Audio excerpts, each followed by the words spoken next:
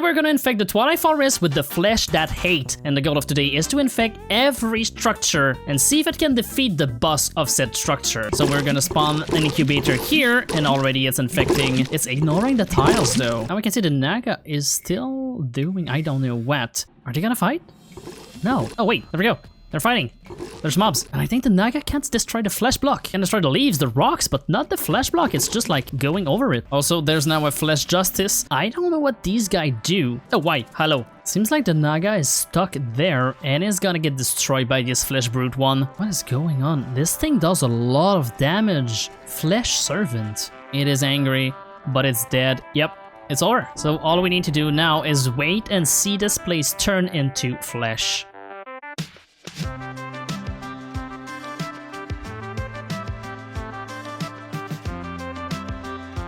Alright, the Naga Courtyard finally turned into flesh. Look at that. I like how it made a grid pattern because it can't convert the Naga stone. Same for the pillar. So this is what the Naga Courtyard looks like. There's like a war inside the dark forest. The mobs were killing everything. But anyway, this is not where we're going right now. We're gonna come back here. For now, we are going to the Lich Tower right here. This place will be all flesh. So we're gonna make our way in, and right around here, spawn. Here we go, an incubator is started, so the planks are becoming flesh planks, and the bricks are becoming flesh bricks. So we're gonna let it infect. This zombie is not happy about that. Hopefully there's some flesh mobs that spawn really soon, because, well, this incubator will die. And we're gonna put another one right here. Hopefully this one reaches the top and fight the Lich. We are now in the biotransformation phase, and quick look from outside, you can see, yeah, this thing is all turning into flesh bricks, and even the trees are not safe from it. It is spreading really fast. I can hear some explosion inside. Oh, it's the Lich fighting something. I'm not sure what, but something. Alright, so the infection has reached the glass of the Lich. So mobs will start to spawn and attack the Lich and probably kill it in a matter of seconds because these guys are really strong. Mobs are dying because of the one of us effect. Oh, there we go. Became a flesh pillager. Not one of the strongest, but it's still attacking. And there's a flesh dog. Yep, Lich is gone. And if we go outside, it is almost fully flesh. Oh my god, look at... Oh, that was so nice. And there we go. The Lich Tower has now become the Flesh Tower. It's a bit redundant because all it has is like this kind of flesh block that repeats itself, but it's kind of look nice from far. Look at that. Anyway, let's move on. Now let's find the entrance of the dungeon, which should be somewhere around here. If we go underground, we can easily cheat and see that it's over here. So let's put an incubator right here at the entrance.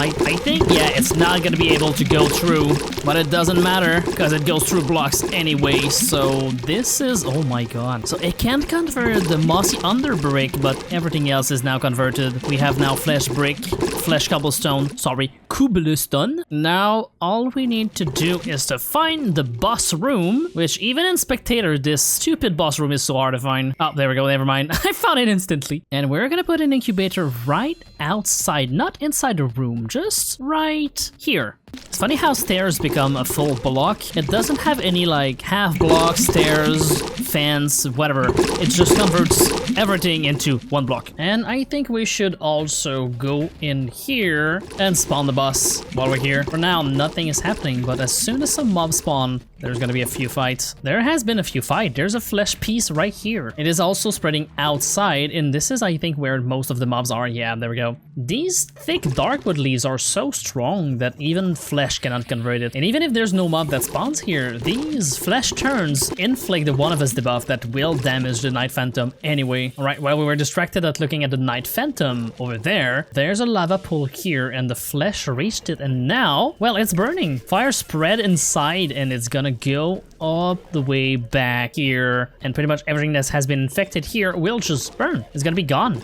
And it might even maybe come back to the top and burn everything. I'm not sure. Speaking of the Night Phantom, they are right now fighting a bunch of mobs. I don't know what happened, but they like all spawned at the same time. I think one of them died and laid like a flesh piece that gave, yeah, that's it. They're giving 2 flesh pieces, which is 2 mobs, so it's just multiplying. There's one more Night Phantom, look at that. Oh, okay, these one will die because they're suffocating, but that's how the flesh works. It just converts mobs, anti-mobs. The Night Phantom's dead, and now we have a dude with a chainsaw, and most of the Night Phantom dungeon is now flesh, albeit that some of it will burn. Now we are going to this tower here. We're gonna go at the top of the tower and summon an incubator, and I don't think they're gonna be able to do anything against the Ur-Ghast. But we never know. Let's see if the Ur-Ghast can do anything. First thing I noticed, only netherrack is infected. Some of the plank, and that's it. This structure is like mostly infection proof. Also, the redstone piece that activate the trap is now flesh. So yeah, this fight's already over. They can't do anything. So there's no point in staying here. We're gonna go straight to the ice biome. And here we are at the Yeti's cave. This is the first place we're gonna infect, and we're gonna spawn the Yeti here. And just to give it a little chance, we're gonna go above and place the embryo straight above its head. So in theory, the infection should just go straight down. There we go. And slowly infect its cave. Like if the flesh is just creeping down from the ice stalactite. Oh my god, it has reached the bottom already. It doesn't look like it, but it reached the middle. And oh my god, we really placed it dead center. Wow. So starting now, mobs can spawn here. Alright, so the Yeti is tipping in the turn and is taking so much damage. Wait, one of them died. We have a flesh piece. The war between the Yeti and the flesh begins. Yep, this one will die too. It's gonna leave behind another flesh piece. We have an infector. This infector just got thrown. Wait, hold on. Hey, where?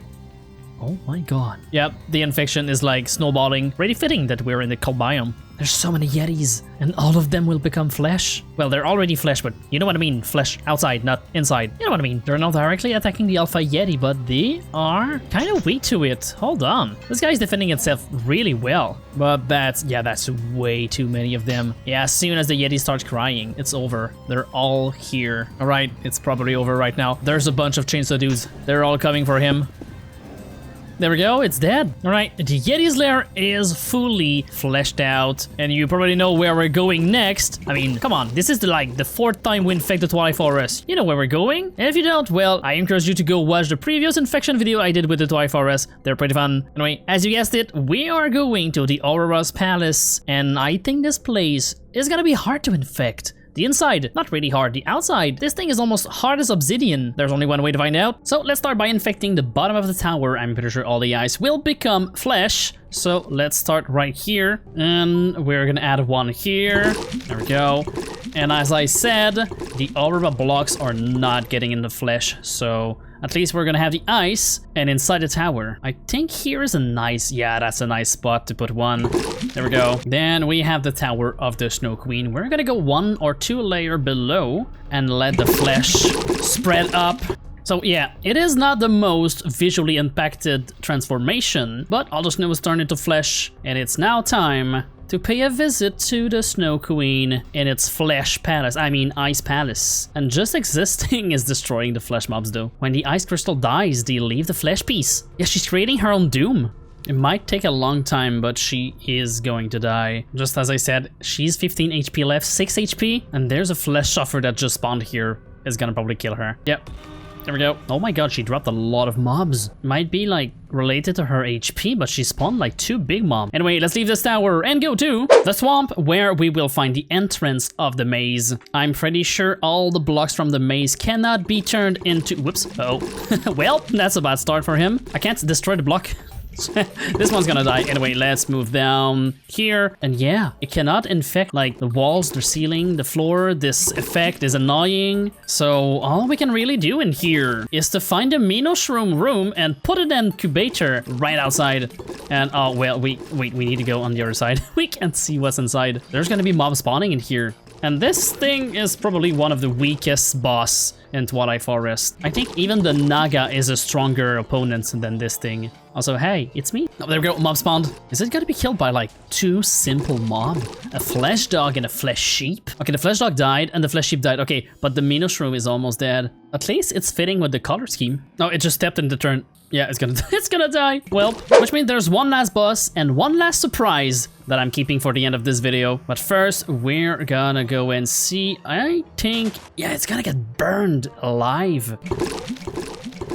What the heck? It got pushed, but it's still spreading from here. What? Wait, Hold on, what? Anyway, we're gonna put one up here. Oh, and why not? Let's infect a tree. We haven't seen this tree converted yet. There we go. Oh, it's all tumor. Okay, so mobs will probably spawn and try to attack the Hydra, but the Hydra will shoot fireball, and the fireball might set it on fire. That's what we're gonna see really soon. And what's interesting is that the ore is not transformed into flesh. It has begun. Fireball. They're not at the right place. Yeah, they are setting blocks on fire, which means... There we go! Fire! It's still cut off from the rest of the infection, though. So I'm not sure. Wait, there's lava. I can see that the Hydra received some damage, though. The headbutt on this thing is so big that the flesh spike is trying to damage the Hydra from up there. What is he shooting? Wait, what? What? Wait, what? Also, we've got to check on the entrance of the maze. Look at that. This whole island is now flesh, and there's like a big circle of pus. And going back to the Hydra's lair, yep, everything's burning now. Right, the fire has almost reached the incubator that is now into biogenesis phase, so it's spawning stronger mobs, but it doesn't stop the fire. There we go, it's on fire. Let's see if there's gonna be enough fire to kill it. Oh wow, it's dying surprisingly fast in fire. I think it receives more damage than a normal mob. And there we go.